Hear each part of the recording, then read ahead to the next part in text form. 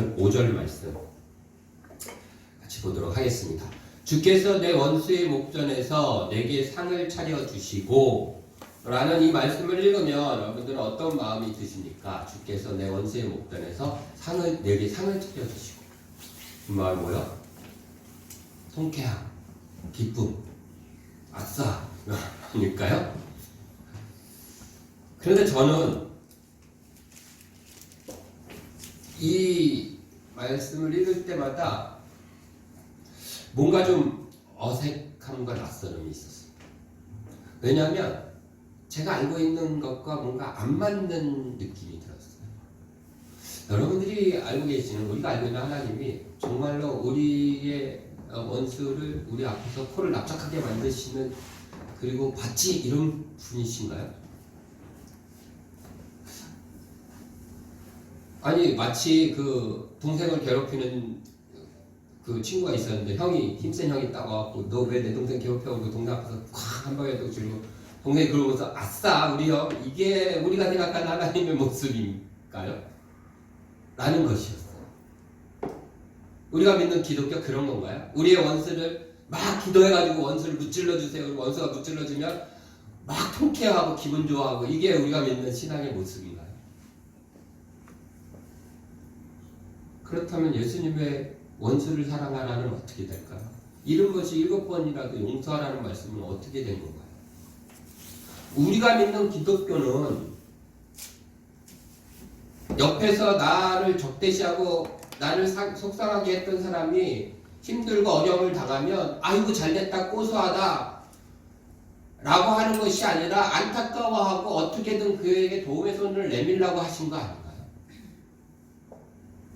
제가 지금 말하려는 핵심은 뭐냐면, 하나님께서 우리의 원수를 무찔러 주시지 않는다는 게 아니라 하나님이 우리의 원수를 무찔러 주셨을 때 그 이유가 뭔가라는 거예요. 그 이유가 그걸 보면서 너희들이 보란듯이 통쾌라고 느끼라고 그렇게 해주시는 거냐라는 거죠.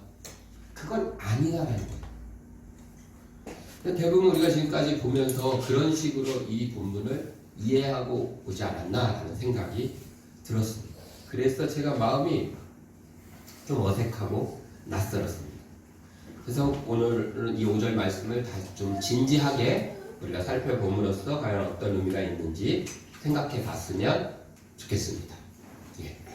5절에 보니까 내 원수의 목전에서 내게 상을 차려주신다 라고 되어 있어요. 이 상이라는 말이 우리나라에는 이렇게 뭐 상장, 포상 할 때도 상 이렇게 하잖아요. 근데 이 상이라는 말은 밥상이에요. 밥상. 지금도 그 이스라엘의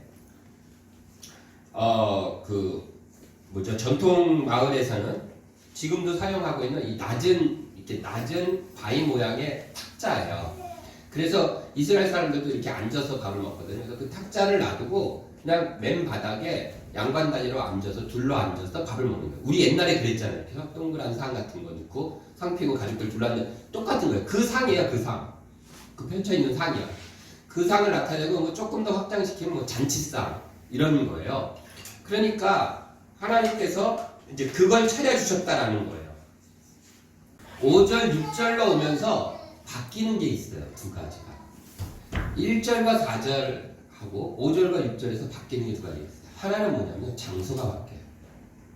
1절에서 4절은 장소가 어디냐면요, 들판이에요. 근데 5절, 6절 오면서 장소가 어디로 바뀌어요? 집이에요, 집. 그쵸? 네, 그래서 6절에 보면 여호와의 집에 영원히 거하리라. 집으로 왔어요. 근데 이거보다 더 중요하게 바뀌는 게 있어요. 두 번째. 그건 뭐냐면요, 주인공의 신분이 바뀌어요. 1절에서 4절까지 주인공이 누구였어요? 양이에요, 양. 그래서 여호와가 내 목자예요. 목자를 쫓아가고 목자의 지팡이에 막대기 따라가는 나는 양이었어요. 그런데 5절에 딱 들어오면서 뭐가 돼요? 목자예요, 내가. 그리고 그 선한 목자 대신 하나님을 쫓아서 막 열심히 그 양을 몰다가 집에 들어온 거예요. 그에게 지금 딱 들어왔는데 하나님께서 그 주인이 밥상을 차려놓으셨어요. 여기까지는 별 문제가 안 돼요. 근데 문제는 뭐냐면 그 밥상에 누가 있어요? 원수가 앉아있어요. 이거 되게 놀라운 일이에요. 그쵸, 반전사님? 반전사님들이 설명 한번 했죠. 이스라엘 사람들은 아무하고 밥 안 먹는다. 아무나 집에 안 들이고요. 아무하고 밥 안 먹어요. 그런데 원수가 내 밥상에 앉아있다는 자체가 이거는 굉장히 이상한 상황인 거예요. 아싸 이게 아니라 지금 뭔가 이상하고 막 긴장하고 이게 뭔 일이야? 이래야 되는 상황인 거예요. 지금 이 상황 자체가 그림이 우리 생각에서 이해할 게 아니라 이스라엘 사람들의 생각에서 이해해야 되잖아요. 그렇죠? 그래서 지금 이거 굉장히 이상한 상황이 펼쳐진 거예요. 집에 딱 들어왔는데 힘들게 하고 딱 그런 상황이 펼쳐져 있고 원수가 지금 앞에 있고 상이 차려져 있는 이런 상황입니다. 이런 유사한 상황, 집에 돌아왔는데 잔치상이 벌어져 있는 상황을 예수님께서 하신 이야기가 있어요. 탕자가 집으로 돌아옵니다. 탕자의 누가복음 15장에 나오는 탕자의 비유는 누가복음 15장에 세 가지 비유를 연속해서 예수님이 말씀하시거든요. 그 세 번째 비유예요. 첫 번째 비유가 잃은 양의 비유, 양과 목자의 비유에서 양이었어요. 초점 잃은 게. 근데 이게 뭐로 바뀌었어요? 마지막 설을 떠가고 탕자 사람으로 바뀌었어요. 굉장히 흡사한 뉘앙스를 가진 이미지가. 그리고 이 탕자도 집에 들어왔어요. 근데 거기에서 잔치가 벌어지고 있어요. 그리고 이 탕자를 곱지 않은 눈으로 바라보는 형이 있어요. 물론 탕자와 목자, 지금 시편의 목자는 달라요. 탕자는 허랑방탕하게 살다 왔지만 시편의 목자는 정말 열심히 선한 목자로서 자기 일을 잘하고 집에 돌아온 사람이에요. 그리고 탕자의 형은 뭐 미워하긴 하지만 원수 정도는 아니잖아요. 그렇죠? 다르긴 해요. 근데 진짜 다를까요? 이 탕자의 비유도 우리가 다시 한번 이스라엘 사람들의 사고 속에서 생각할 필요가 있어요. 우리는 마치 잃어버렸던, 그러니까 미아가 됐던 아이를 찾았을 때 기쁨처럼 마을 사람들이 막 기뻐했던 것처럼 생각하는데 그렇지 않아요. 이스라엘도 우리나라 옛날처럼 굉장히 마을 공동체주의적인 사회예요. 우리나라 옛날에 보면 몇 공동체 안에서 마을 안에서 한 마을 안에서 어떤 잘못한 사람이 있으면 마을 전체가 막 나무라고 야단쳤잖아요. 그래서 애들 오줌 싸면 어떻게 해요? 소쿠리 쓰고서는 소금 걷어라. 그러면 이 애가 잘못했지만 옆집에 아저씨가 이 녀석 오줌 쌌어? 이러면서 주고 같이 훈육하고 같은 모든 공동체의 일인 거예요. 그 더 옛날 조선시대쯤 되면 마을에서 누가 뭐 간음을 한다든지 살인을 한다든지 그러면 어떻게 해요? 멍석말이 해갖고 즉석해서 죽였어요. 마을 모든 사람들이. 왜요? 우리 마을에서 이것은 안 됩니다. 그리고 마을에 어떤 다른 세력이 오면 합치면서 몰아내고. 이스라엘은 더 했어요. 근데 그 이스라엘에서 탕자가 아버지에게 했던 일은요, 엄청나게 죄악된 일이에요. 아버지 내 유산을 미리 주세요. 이 말은 뭐냐면 나는 아버지가 빨리 죽었으면 좋겠어요. 아니, 나에게 아버지는 이미 죽은 사람이에요 라고 얘기하는 거예요. 그러면 십계명에 내 부모를 공경하는 어기는 거예요. 정면으로. 십계명을 어기면 이스라엘 사람 어떻게 했어요? 돌로 쳐 죽였어요. 우리 마을에 이런 돌로 쳐 죽일 놈이 있어? 우리 마을의 수치다. 이렇게 생각하는 상황이에요. 그 탐자가 돌아와요. 그럼 마을 사람들이 아이고 정말 안타까운 잃어버렸던 그 아들이 돌아왔어 이러고 모여들었을까요? 아니면 저놈이 왜 와? 돌 들고 나왔을까요? 다 돌 들고 나왔을 거예요. 그런 상황 속에서 그런 마음을 품고 그 탐자의 형이 탐자를 못 믿었게 바라보는. 사실 우리도 여러분 원수 있으신 사람 있어요? 저 원수가 없어요. 조금 껄끄러운 사람은 있어도 원수 없잖아요. 웬만하면. 근데 원수 있어요? 저는 원수 없어요. 이 시적인 원수 앞에서 상을 차려준다는 것은 그런 불편한 그런 이상한 상황의 상대들을 이야기하지 않을까요? 그런데 그 모든 상황에서 쭈뼛쭈뼛 다가오는 그 탕자를 그 상황을 한 번에 바꿔놓는 것이 그 아버지의 행동이었어요. 쫓아나가서 그 탕자의 입을 감추고 반지를 끼우고 옷을 갈아입히고 신을 신겨. 그 한 가지 행동으로 인하여 그 돌을 들었던 마을 사람들은 돌을 내려놓을 수밖에 없는 거죠. 탕자 아버지가 하는 행동은 뭐예요? 그런 아무리 어떻게 엉망진창인 사람이더라도 그래도 너는 내 아들이야. 그러니까 마을 사람들이 어떻게 할 수가 없는 거죠. 그래서 같이 그 탕자의 귀환을 축하해 주게 되는 거예요. 다윗도 이와 같은 상황이 있었어요. 어느 날 저는 다윗이 시편 23편 5절을 쓸 때 자신의 옛날 이 사건을 기억했을 거라고 생각합니다. 다윗이 아주 어려서 양을 치고 있었는데 집에서 빨리 오라는 소식을 듣습니다. 그리고 양들을 몰아서 집으로 서둘러 들어갑니다. 그랬더니 집안에는 부모님들과 형제들이 다 서 있어요. 좋은 옷을 입고 곱지 않은 시선을 바라보고 있어요. 그리고 마을에 장로님들도 모여져 있고요. 잔치상이 벌어져 있어요. 아무도 밥을 안 먹고 서서 다윗을 쳐다보고 있어요. 다윗 생각했겠지. 내가 무슨 잘못을 했지. 이게 무슨 일이야. 평소에 자신을 좋아하지 않았다. 제가 알기로 다윗의 형제들은 아마 이복 배다른 형제였을 것 같아요. 거의 확실합니다. 성경에 명확히 써있진 않지만 나이들 따져봐도 그렇고, 그래서 형들이 다윗이 막 도시락 갖다 주러 와도 네가 교만하다 막 그리고 막 야단치지 좋아하질 않아요. 곱게 얘기 안 해요.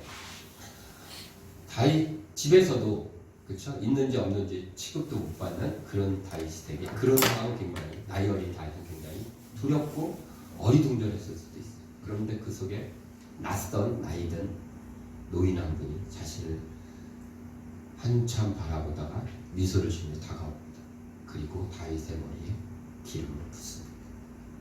사무엘 선지자가 다윗을 처음 찾아갔을 때 식사를 안 하고 다윗이 올 때까지 식사하지 않겠다.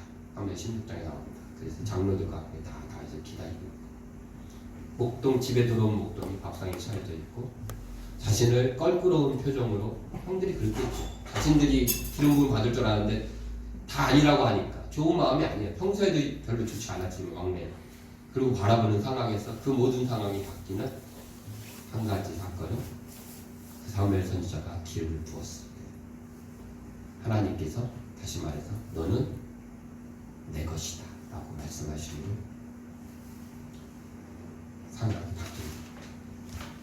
지금 시편의 상황이 다윗은 그때 그 일을 기억했을 거예요. 분명히.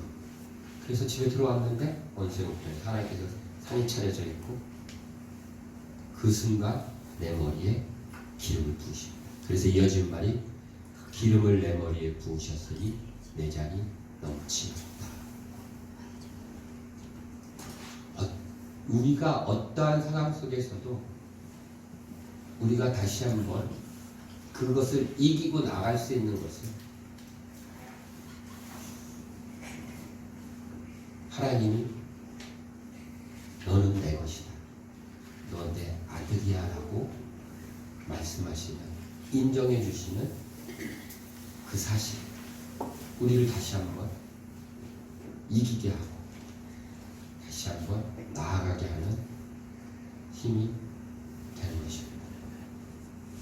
그럼 그 믿음으로 어떤 상황 속에서도 다시 한번 그 하나님의 음성을 듣고 하나님의 은혜를 떠올리며 나아가는 저와 여러분들이 되었으면 좋겠습니다.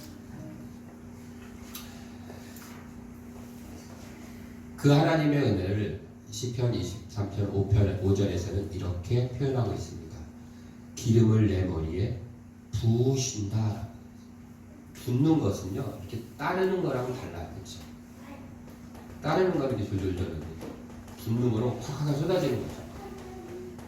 그 산에 가면 약수물 이렇게 바가지로 이렇게 받아 먹을 때 졸졸졸졸 좀 이렇게 나오잖아요. 약수물 이렇게 받아서 먹을 만큼까지 먹었는데 비가 온다 막 콸콸콸 쏟아질 때는 탁 집어넣으면 막 순간 확 넘치잖아요.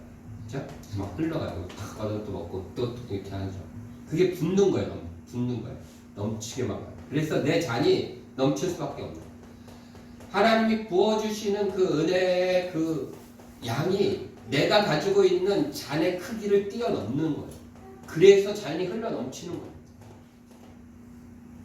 이것을 경험하고 이것을 바라보면서 살아가는 것이 믿음의 삶이라는 거예요. 내 잔의 크기는 내가 알아요. 내 인내의 크기도 알고 내 능력의 크기도 알고 내 사랑의 크기도 알고 내 용서의 크기도 내가 알아요. 그래서 하나님 내가 더 이상은 용서 못해. 내가 더 이상 못 참겠어요. 하나님도 아세요. 그런데 하나님이 부어주시는 그 은혜는 그 내 잔의 크기를 넘어가는 거예요. 이 잔의 크기를 넘어서 흘러가게 하는 중요한 거예요. 내가 용서할 수 있는 내 용서의 크기를 넘어서 갔을 때 70번씩 7번이고 용서할 수 있는 거죠. 원수를 사랑할 수 있는 거예요. 그리고 우리가 그렇게 해야 되는 것은 하나님이 그렇게 하셨기 때문이고요. 그렇게 하라고 시키셨기 때문에. 요한복음 13장에 보면 원수의 목전에서 상을 받으셨던 예수님의 모습이 있어요.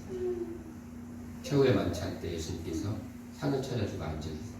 그 예수님의 눈앞에는 누가 있냐면 예수님을 팔기 위해서 대제사장에 갔다 온 가룟 유다도 있고요. 바로 하룻밤만 지나면 예수님 모르겠습니다 하고 3번 부인하고 저주할 베드로도 앉아있어요. 예수님이 부활하신 건 나는 손가락 못 박힌데 찔러봐야지 알고 창자국에 내 손 집어넣어봐야지 알겠어 라고 얘기했던 도마도 앉아있었어요. 이것만큼 원수의 목전에 차려진 상이 어디 있습니까?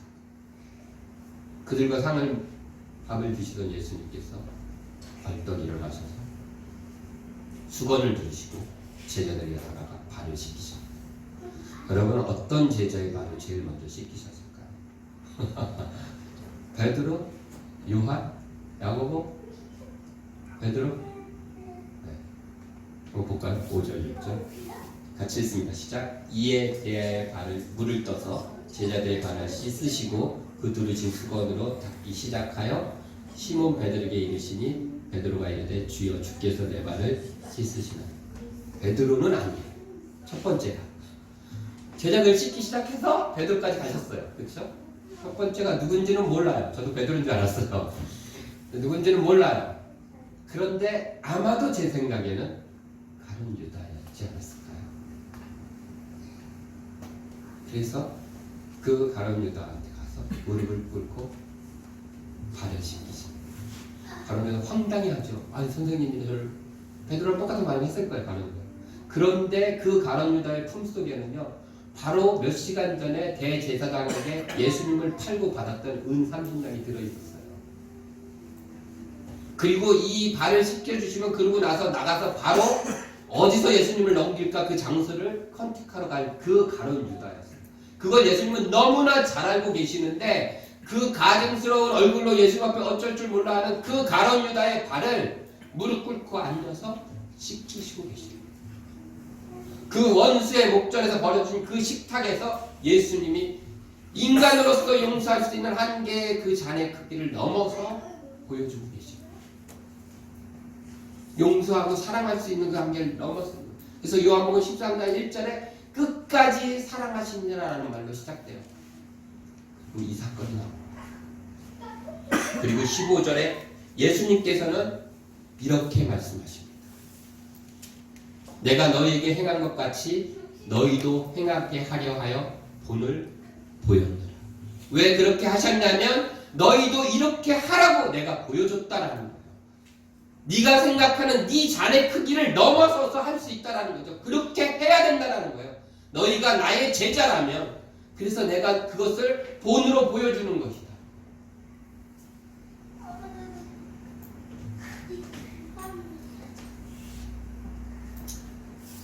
우리의 한계는 우리가 잘 알아요. 작아요.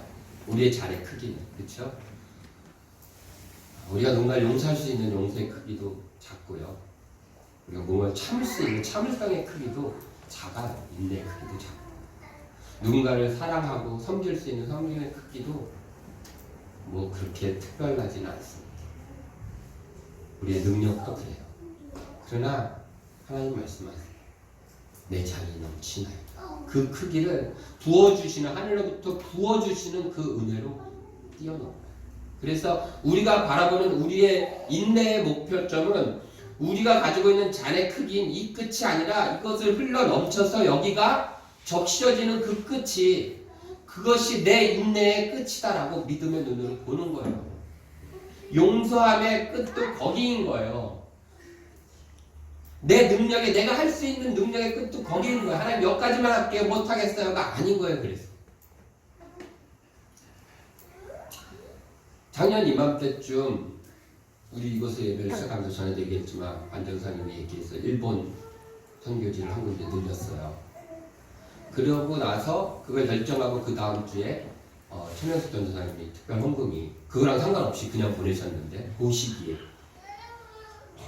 들어와서 딱 그게 1년 나머지 1년 3, 4, 5, 10개월 동안 성교를 보낼 수 있을 만큼의 금액이 됐어요. 그래서 그걸로 성교를 하고 나서 올해가 됐습니다. 그래서 1월, 2월이 돼서 제가 또 우리 교회 한계와 재정을 또 살피기 시작했어요. 왜냐하면 이제 최명숙 선생님의 그 헌금 끝났으니까. 근데 1월달, 2월달, 특히 1월달 굉장히 지출이 많은 달인데 이것저것 명절도 있고 그럼에도 불구하고 충분히 계속 잔을 넘어 흘려보낼 수 있겠다라는 생각을 했습니다. 감사할 일이죠. 그렇죠? 그래서 우리가 후원하는 교회가 한 군데 들어서 교회를 후원하고 있습니다. 지금 정기적으로. 그리고 1년 만인 지난주 목요일 우리 행아가 오뜨리의 교회 필리핀 이야기를 했습니다. 그 오뜨리의 교회 필리핀 이야기를 해서 같이 기도를 했어요. 그리고 기도를 하고 하나님이 주시는 말씀이 오늘은 한계를 넘어 끌려보내라는 말씀을 주셨습니다. 말씀을 준비하면서 행아가 단톡방에 올린 카톡을 저는 어제 제가 카톡에 답 올렸던 그 시간에 봤어요. 거의 말씀이 다 마무리되고 있을 시간에 봤는데 그 옥들이의 교회 소식이 올라와 있었어요. 전혀 생각도 못했어요. 그 소식 올릴 거라. 사랑하는 지혜롭게 성도 우리가 어떻게 해야 했습니까?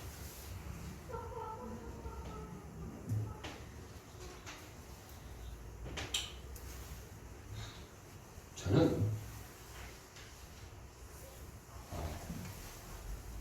도와야겠다라고 생각했습니다. 그래서 또 하나님께서 우리에게 말씀하고 계시다라고 생각하게 되었습니다. 이게 제가 들은 하나님의 음성입니다. 여러분들에게도 들려주고 계시죠?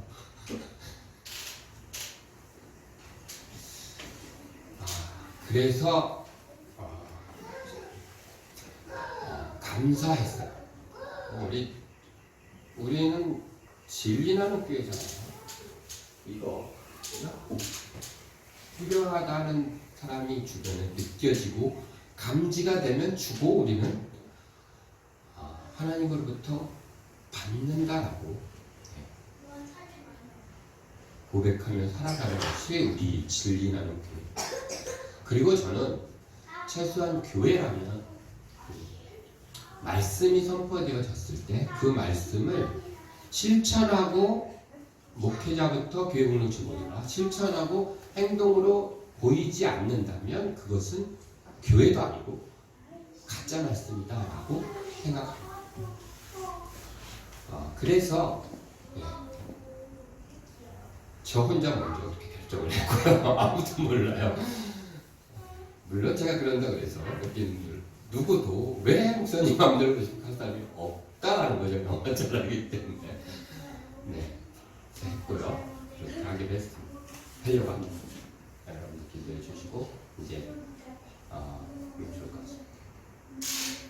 그러면서 설교를 마무리하고 보니까 예수님께서 이 말씀을 하시고 바로 이어서 17절에 이런 말씀을 하셨어요. 읽어볼까요? 너희가 이것을 알고 행하면 복이 있으리라.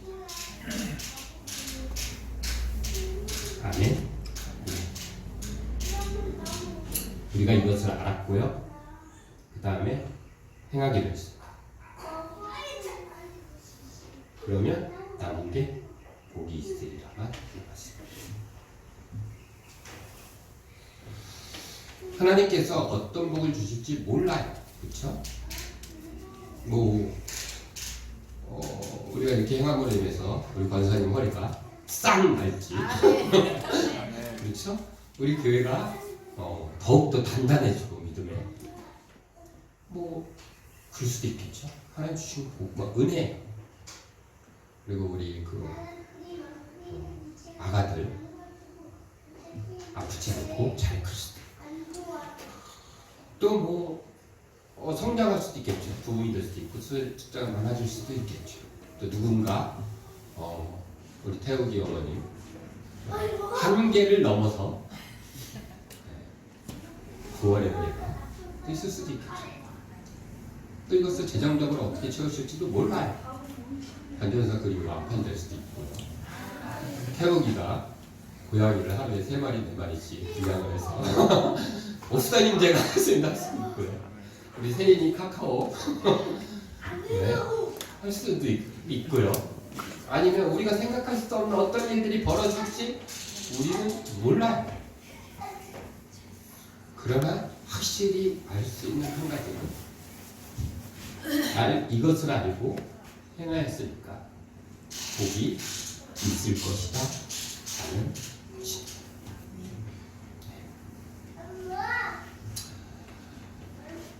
우리가 살아가면서 많은 상황들이 있을 거예요. 마치 잔치처럼 나의 가장 가까운 내밀한 그런 곳까지 침투해 들어와서 나를 불편하게 만드는 원수의 목전에서 차려진 성 같은 상황도 있을 것입니다. 나를 껄끄럽게 생각하는 눈초리들과 배척하는 그런 시선들 속에 놓여 있을 수도 있을 것입니다. 마치 세상에 혼자가 된 것 같은 마음이 들 때도 있을 것입니다. 그때 내 머리에 기름을 부으시면 너는 내 것이다. 쫓아나와 입을 맞추시고 팔에 반지를 끼시며 너는 내 아들이라 말씀하시는 우리 아버지 되시는 하나님을 기억하시기 바랍니다. 또한 하나님 부어주시는 은혜로 우리의 잔이 흘러넘쳐서 우리의 한계를 넘어서서 우리의 주변과 우리의 이웃들을 적셔내는 놀라운 은혜가 있기를 바랍니다.